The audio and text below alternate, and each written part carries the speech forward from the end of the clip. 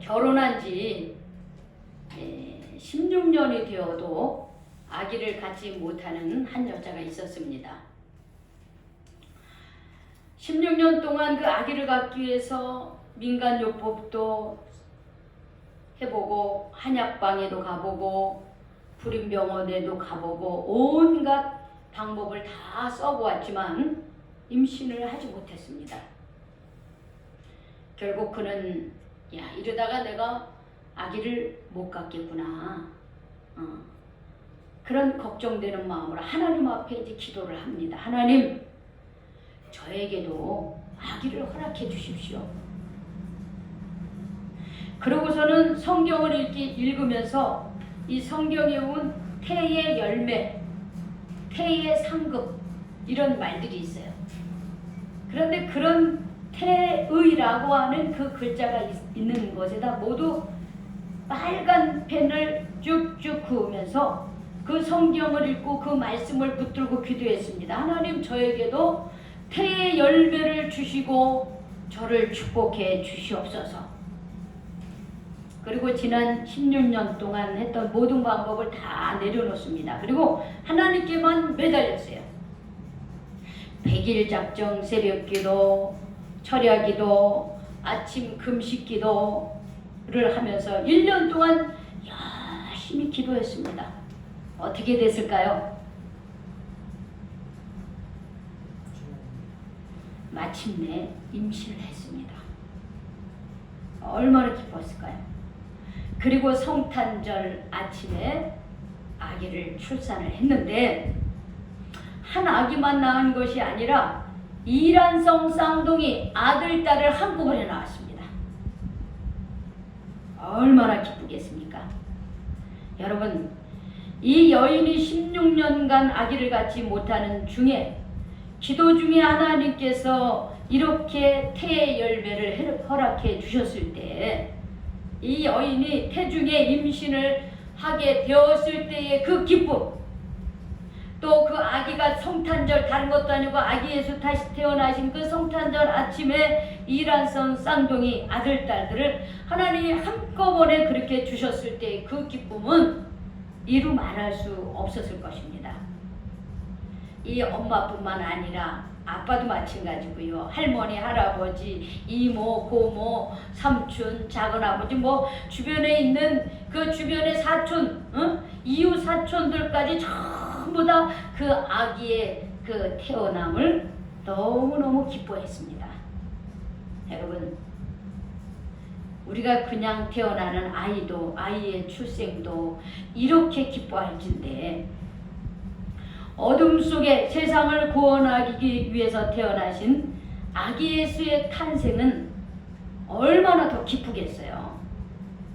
그런데 오늘 성경에 보면 이 어둠 가운데 세상의 빛으로 오신 예수님이 이 땅에 오셨음에도 불구하고 그 예수님을 맞이하기 위해서 아주 좀 먼 길을 찾아온 동방 박사들도 있었지만 아주 가까이에 있었던 사람들은요, 오히려 그 아기 예수의 탄생을, 출생을 전혀 알지도 못하고 전혀 기뻐하지도 않는 그런 사실이 오늘 우리가 읽은 본문의 말씀에 나타나 있습니다. 우리 말씀을 한번 들여다보겠습니다. 자, 오늘 본문은 이렇게 시작을 하고 있습니다.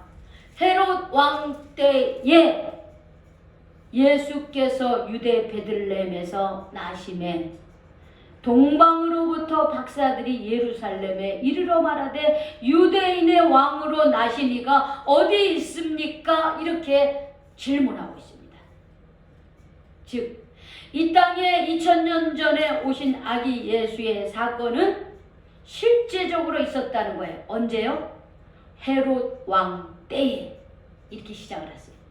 성경에 보면은 헤롯 왕이 여러 번 등장합니다. 그런데 오늘 여기에 나오는 이 헤롯 왕은 헤롯 왕가를 시작한 일대 헤롯 왕이에요. 헤롯 대왕이라고 말할 수 있어요.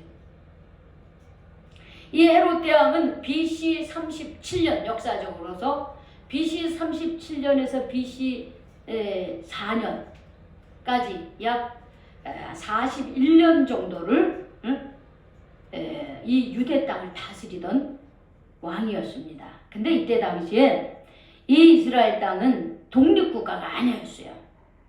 이때 로마 제국의 식민지였습니다.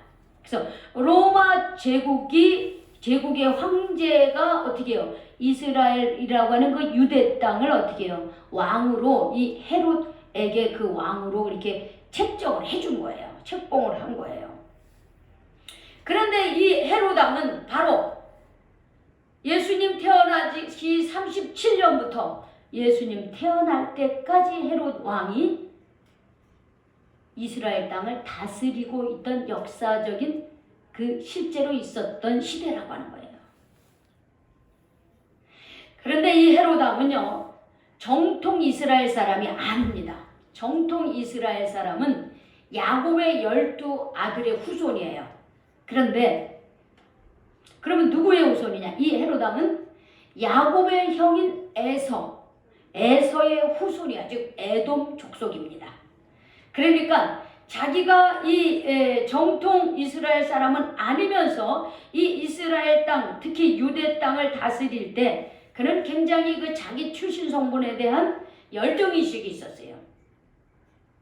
그런데 굉장히 권력에 대한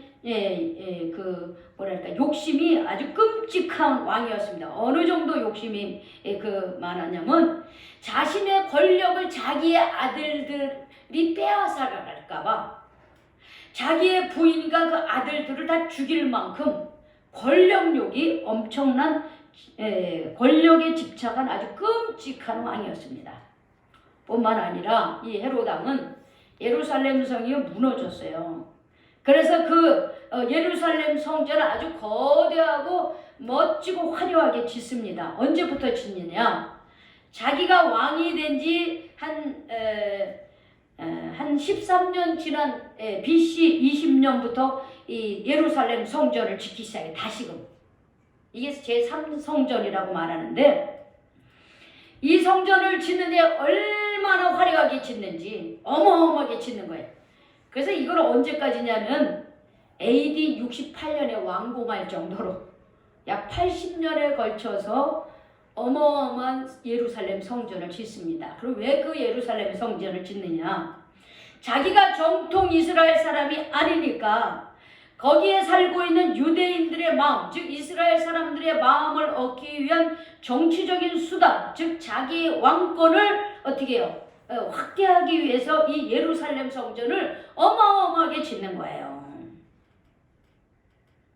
그래서 사람들로부터 세금을 걷어가지고 로마 황제의 비율을 맞추기 위해서 세금 로마에다 내고 그 다음에 어떻게 백성들의 한심을 사기 위해서 엄청난 건축 토목 공사인 예루살렘 성전을 짓는 거예요.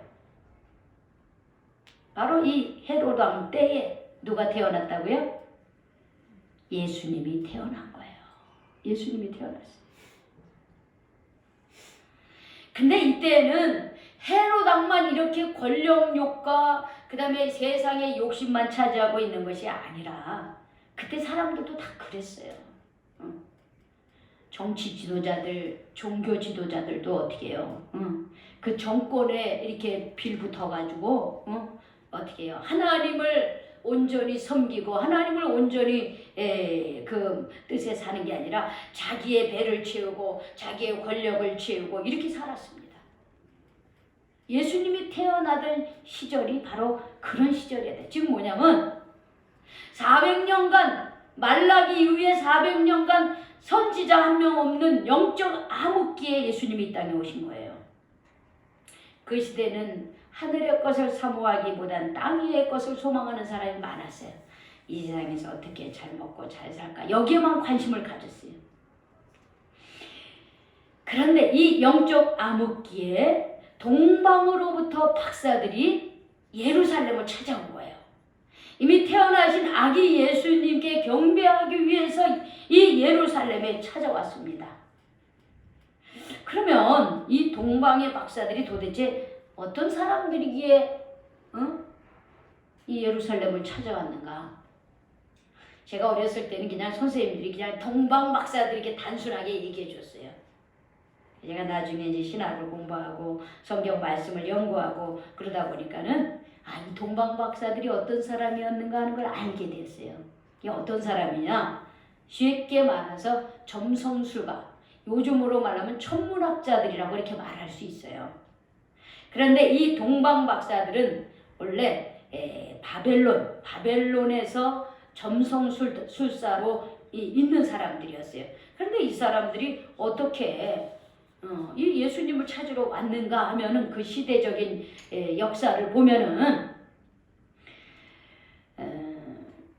남유다와 북이스라엘, 즉 이스라엘과 남쪽과 그 다음에 북이스라엘이 BC 720년 전에 그리고 BC 586년에 아시리아와 바벨론에 의해서 완전히 멸망을 당합니다. 그러면서 바벨론으로 붙잡혀 수많은 그 유대인들, 왕족들, 귀족들, 또 종교 지도자들, 아주 똑똑한 사람들, 기술자들이요. 수만 명이 어떻게 끌려가요. 바벨론으로 끌려가요. 1차, 2차, 3차에 나누어져가지고 바벨론으로 끌려갔습니다. 그런데 거기 끌려간 사람 중에 다니엘과 사드락과 메삭이라고는 아주 젊은 사람들이 있어요. 똑똑하고 젊은 사람들이 있었어요. 근데 다니엘은요, 이 바벨론에 가가지고 열심히 공부하고 믿음으로 세워지면서요, 하나님을 믿는 백성으로서 정말 그 바벨론이라고 하는 나라에서 고위직까지 올라갑니다. 그런데 우리가 다니엘서 3장 28절에서 29절에 보면 어떤 사건이 있었냐면 이 바벨론 왕 느부갓네살 왕이 자신이 세운 신상에 절하지 않는 사람들은 커다란 그 불못 있잖아요. 풀무불에다가 던져서 죽인다고 그렇게 얘기를 했어요. 그런데 다니엘과 사드락과 메삭과 아벳느고가 어떻게 했어요? 하나님을 이 바벨론 느부갓네살 왕에게 신상에 절하지 아니하고 하나님께만 경배를 했어요. 그래서 이 세 친구들을 어떻게 해요? 풀무불에다 집어넣습니다. 그런데 그들이 죽었습니까? 죽지 않았어요. 하나님께서 그들을 보호해 주셨습니다. 이 느부갓네살 왕이 그것을 보고서 야, 내가 믿는 신은 아무것도 아니구나. 그러면서 하나님이 참된 신임을 알리며 그 자기가 다스리고 있는 그 느부갓네살 왕이 바벨론 제국에다가 다 하나님을 제대로 믿어라 하고 강력하게 얘기를 했습니다. 만약에 믿지 않으면은 그 몸을 쪼개고 그 집을 거름토로 삼겠다고 이렇게 아주 너무 무서운 경고를 내린 적이 있었습니다. 그러면서 다니엘은 그 느부갓네살 왕을 도와서 그 바벨론을 다스리는 고위직 관리가 됩니다. 그리고 느부갓네살이 죽고 나서도 더 이 바벨론의 고위 관리를 일하게 돼요. 이때의 다니엘을 그때 당시 박수와 술객과 점쟁이 그리고 이 점성가들의 어른으로 이 다니엘을 세웁니다. 그래서 신학자들은 이 동방의 박사들이 별을 보고 유대인의 왕으로 나신 이가 어디 있느냐라고 하는 것은 바로 이 바벨론 포로 생활을 하는 유대인들의 영향을 받아서 하나님을 섬기는 자들이 되었을 거라고 그렇게 얘기를 하고 있습니다. 이들은 이 바벨론에 붙잡혀 오면서 어떤 예언의 말씀을 안고 있었냐면 이사야의 예언의 말씀을 갖고 있었어요. 자, 우리 12월 첫 주인가요? 첫째 주에 우리가 그런 말씀을 나눴잖아요. 이사야 9장 1절에서 6절 말씀. 한 아기가 태어날 때 어둠 속에 있던 사람들에게 빛이 비춰지고 그 다음에 옥에 갇혔던 사람들이 다시 어떻게 해요? 해방이 되어지고 이런 일들이 언제 일어나느냐? 한 아기가 이 세상에 태어날 때라고 이미 750년 전 BC 750년 전에 이미 이사야가 예언한 말씀이에요. 그런데 이 예언의 말씀은 미가서 5장 2절에도 예언이 되어 있어요. 한 아기가 이 땅에 와서 이 세상을 구원하고 많은 이방 사람들에게 거룩한 빛을 비춰주는 그런 아기를 이 세상에 보낼 거라고 이사야와 미가 선지자가 이미 예언을 했어요. 그래서 바벨론에 갔던 이 포로민들은 그런 메시아 사상을 가지고 있었어요. 응? 유대인들을 위한 구원자 메시아, 구원자, 그리고 이 세상의 사람들을 구원한 그 그리스도가 태어날 거라고 하는 메시아 사상을 이들은 가지고 있었는데, 그 사상이 바로 이 동방의 이 점성술가들, 동방의 별을 연구하는 이들에게도 영향을 끼쳤다고 그렇게 보고 있습니다. 그래서 이 사람들은 이스라엘 사람도 아니지만 전해져 내려온 그 말씀, 하나님의 말씀을 믿고 이 사람들은 영원한 것을 사모하며 인류의 구원을 소망하는 사람들이었다는 거예요. 그래서 이 사람들이 그 별을, 이 천문학자들이라고도 했죠. 이 별을 연구하면서 그 땅에, 저 이스라엘 땅에 정말 그 하나님이 이 세상을 구원할 그런 메시아를 보내줬다고 하는 것을 이들은 확신하게 됩니다. 그래서 이 사람들은 그 동방, 이 동방이라고 하는 것은 지금의 이란 땅이에요. 그리고 그때 당시에는 바벨론 제국이라고도 말하기도 하고요. 거기에서부터 이 예루살렘까지 오는데 그 거리가 얼마나 되냐면 약 1600km입니다. 여러분 1600km면 어느 정도 거리가 될까요? 여러분 서울에서 부산까지 몇 킬로인지 아세요? 400km예요. 400km. 그러면 1600km면 어떻게 해요? 4배나 되는 거예요. 그거를 말하면 지금 서울에서 함경북도까지 어느 정도에 한 400km 넘을래나요? 그러면은 우리나라 저 부산에서 저기 위에 함경북도까지 왔다 왕복하는 거리는 거예요. 어마어마한 거리죠. 이 사람들은 그 별을 보고 오는 거예요. 산을 넘고 강을 건고 사막을 거치고 광야를 거치면서 그 사람들은 예루살렘에 도착을 했습니다. 어마어마한 시간과 돈을 들여서 도착을 했어요. 그리고 그들이 생각하기는 그렇게 이 땅에 구원자로 오신 그 그리스도는 예루살렘의 왕궁에서 태어날 거라고 예상을 한 거야, 이 사람들은. 그냥 별을 보고 왔는데 그 별이 잠시 또 안 보이는 거야. 그러니까 그 사람들은 헤롯 궁전이나 이쯤에 예루살렘 그 주변에서 태어날 거라고 생각을 한 거죠. 그래서 그 사람들이 와가지고 유대인의 왕으로 나신 이가 누구냐, 어디 있느냐 하고 그렇게 방문을 하는 거예요. 유대인의 왕이라고 하는 것은 바로 그리스도를 말하는 겁니다. 이 세상을 구원할 메시아를 말하는 거예요. 그 사람, 그분을 찾아서 우리가 경배하러 왔다 이렇게 얘기합니다. 근데 그 소리를 들은 예루살렘에 살던 그 헤롯 왕과 서기관들과 대제사장들의 태도는 어땠느냐면요, 우리 3절에 보면 같이 읽어볼까요? 시작. 헤롯 왕과 온 예루살렘이 듣고 어떻게 했다 그랬어요?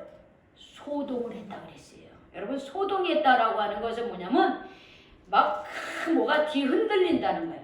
이거는 다르게 말하면 막 당황을 해가지고 어쩔 줄 모르는 거예요. 또 막 두려워하는 거예요. 그러니까 이 그 먼 거리를 찾아온 이 어떻게 보면 이 동방의 사제들을 보고서 우리가 이 세상에 유대인의 왕으로 나신 이가 어디 있느냐 하고서 이 물어보니까 그냥 헤롯 당하고 예루살렘 사람들이 그 소리를 듣고 막 깜짝 놀라가지고 이게 무슨 소린가 하면서 당황을 하고 있는 거예요. 여러분, 하나님이 보내신 메시아가 태어났다고 한다면 모두가 기뻐해야 되지 않습니까? 아까 16년 만에 아기를 낳았는데 그러면 사람들이 보통 일반적으로 어떻게 생각해야 돼요? 다 기뻐하고 축하해 줘야 되죠. 그게 정상이잖아요. 그런데 어떤 사람이 아이고 뭔 애를 낳았어 그러면서 그냥 질투를 하고 축복해 주지 않으면 그 사람이 이상한 사람 아닌가요? 지금 이 깜깜하고 어두운 상황에서 예언하신 이사야와 미가가 예언하신 그 그리스도가 태어났다고 하는데, 그러면 이들이 기뻐서 아니 그분이 어디 있습니까 하고 서로 막 더 오히려 물어봐야 되는데, 오히려 이들은 당황하고 소동을 피우고 있었습니다. 기뻐하지 않았다는 거죠. 그러면 왜 메시아가 이 땅에 태어났는데 그 소식이 환영받지 못했을까요? 왜 기뻐하지 못하는 상황으로 당황하고 소동하고 있었을까요? 헤롯에게는 엄청난 위협과 두려움이 소식이 되었기 때문입니다. 왜? 아니 내가 왕인데 유대인의 왕으로 누가 나온다는 거야?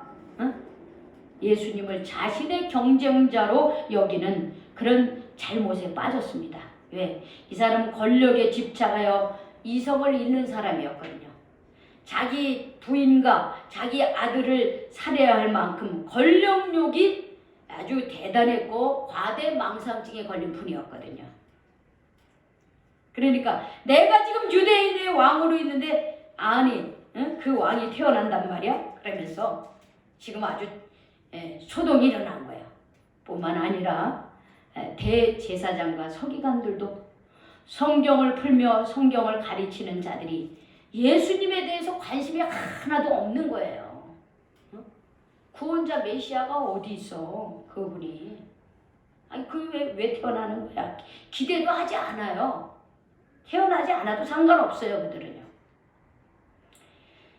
그래서 이제 헤롯이 그 동방박사들의 이야기를 듣고 당시 대제사장들과 백성의 서기관들을 모아서 그리스도가 어디에서 나느냐고 물어봐요. 도대체 어디에 그런 말씀이 기록되어 있느냐. 자 빨리 성경에서 찾아봐라 하고서 얘기를 합니다. 그래 성경을 찾아봅니다. 이 율법학자들이, 율법교사들이, 대제사장들과 율법교사들이 성경을 찾아봐요. 성경을 찾아보니까 미가서 5장 2절에 나오는 거야. 미가서 5장 2절에 나온 말씀이 이거예요. 6절이요. 우리 같이 읽어봅시다. 같이 시작. 2장 6절 말씀 또 시작. 또 유대 땅 베들레헴아 너는 유대 거울 중에서 가장 작지 않아도다. 내게서 한 다스리는 자가 나와서 내 백성 이스라엘의 목자가 되리라. 어떻게 해요? 하였음이니라. 이 말씀은 미가서 5장 2절 말씀에 나오는 거예요. 예수님이 탄생하기 800년 전, 750년 전에 이미 미가서와 이사야는 유대 고을 땅에서, 유대 땅 베들레헴에서 한 다스리는 자가 나와서 내 백성 이스라엘의 목자가 되리라 하고 이미 예언을 했어요.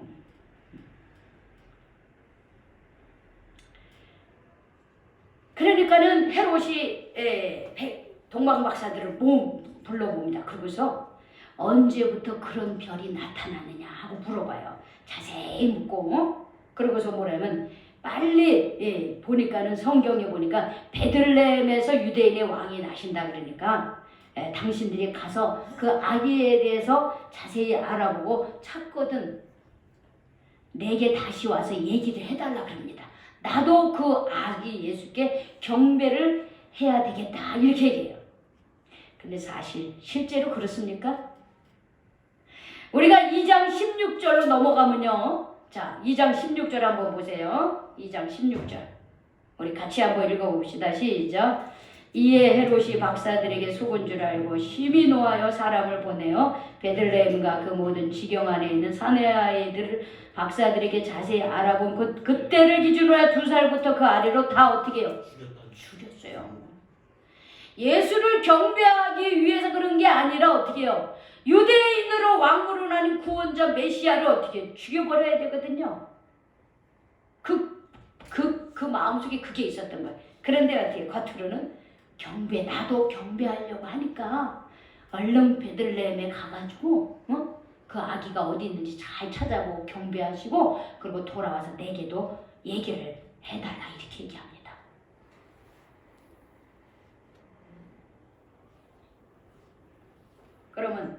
대제사장들과 서기관들과 율법 교사들은 어떻게 했습니까? 이 미가서에 이미 예언된 이 말씀을 헤롯 왕에게 얘기해 줘가지고 그 메시아가 유대 땅 베들레헴에서 태어난다는 것을 이미 자기네도 알고 있으면서도 이 대제사장들이나 서기관들과 율법 교사들은 어떻게 해요? 예수님께 경배하러 가지 않았어요. 오직 누구만요? 동방 박사들만 아기 예수님께 경배하러 갔습니다.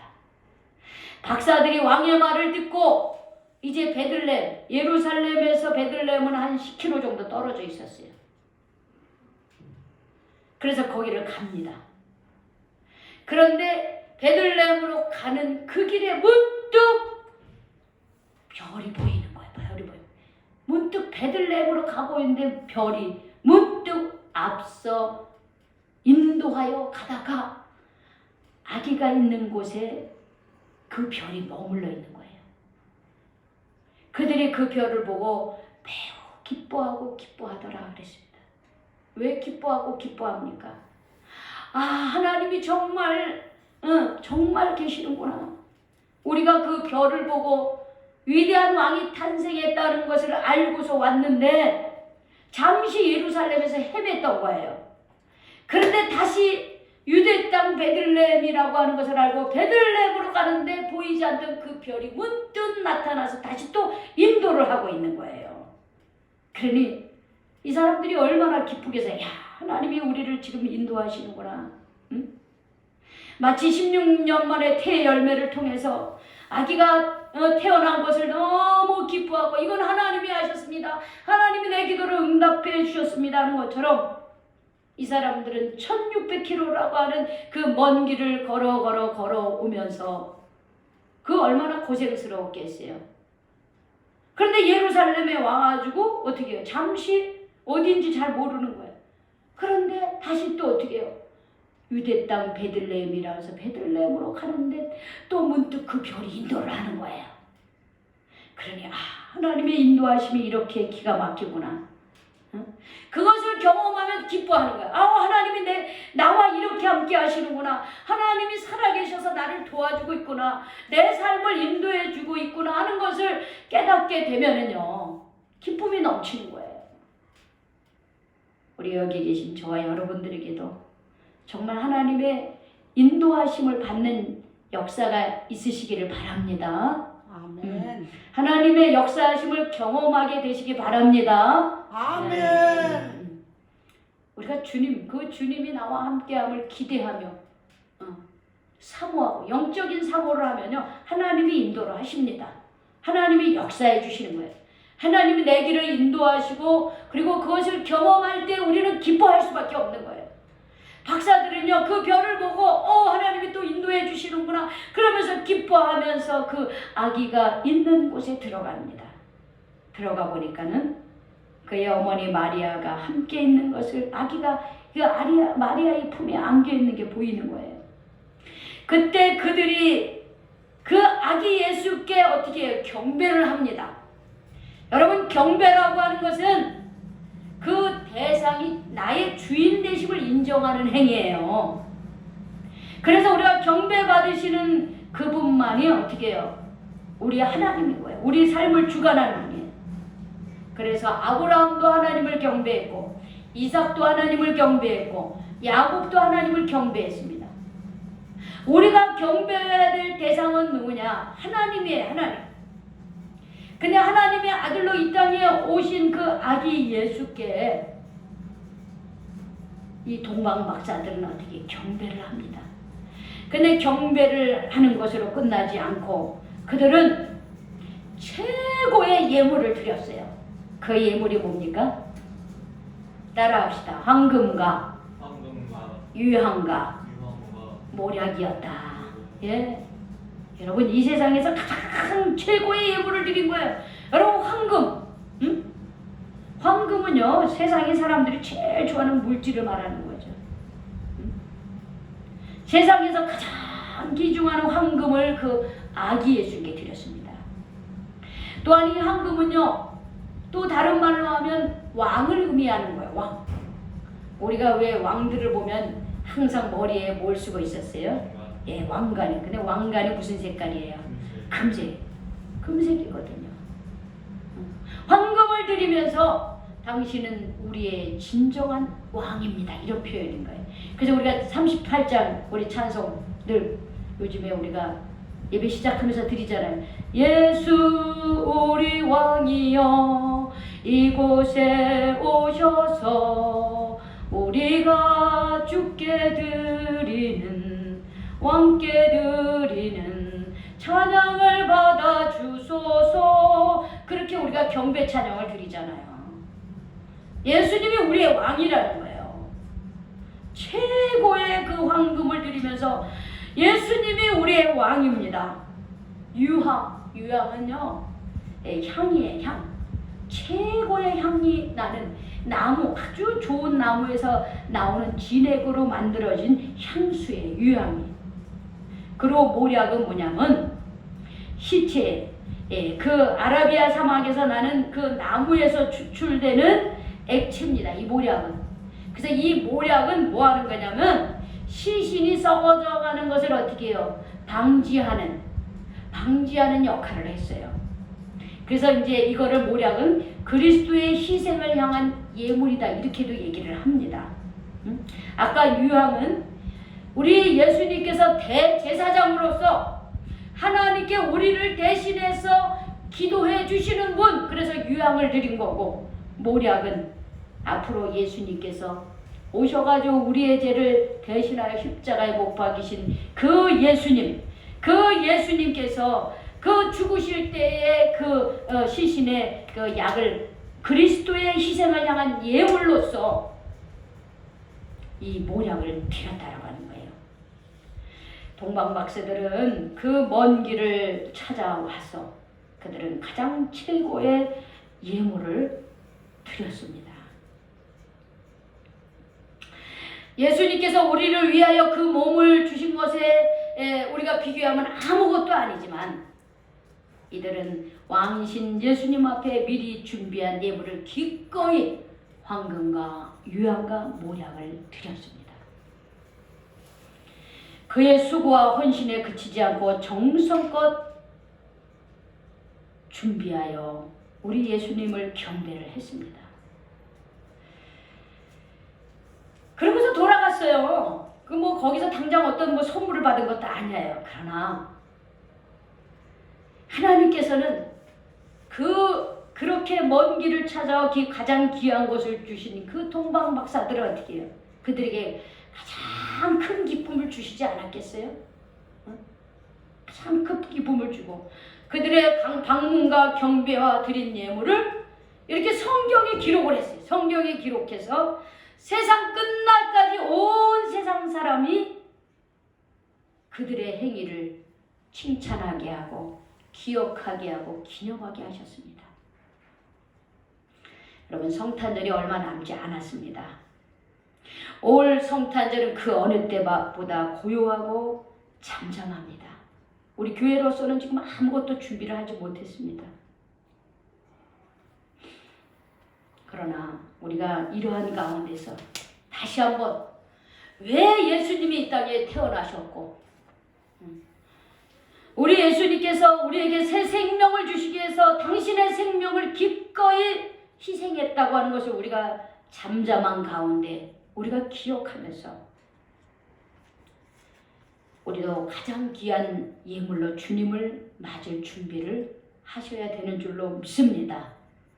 성탄절이 이제 5일 뒤에 있는데 동방 박사들이 가장 귀한 예물로 예수님을 맞이했듯이 우리도 가장 귀한 마음, 가장 귀하게 여기는 물질로 정성으로 만왕의 왕으로 오신 예수님을 경배하시기를 주님의 이름으로 축원합니다. 아멘. 축원합니다. 아멘. 우리 기도하시겠습니다. 하나님, 오늘 마태복음 2장 1절에서 12절 말씀을 통해서 이 땅에 가장 낮은 아기의 모습으로 오신 예수님을 우리가 어떻게 경배해야 되는지, 우리가 어떻게 주님께 우리의 마음을 드려야 되는지를 동방 박사들의 경배를 통해서 깨닫게 해주셔서 감사드립니다.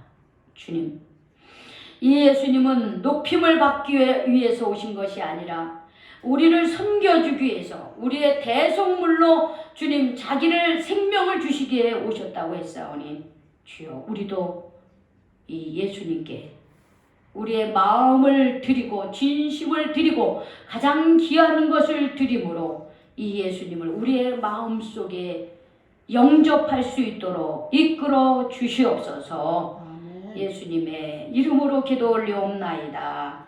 아멘.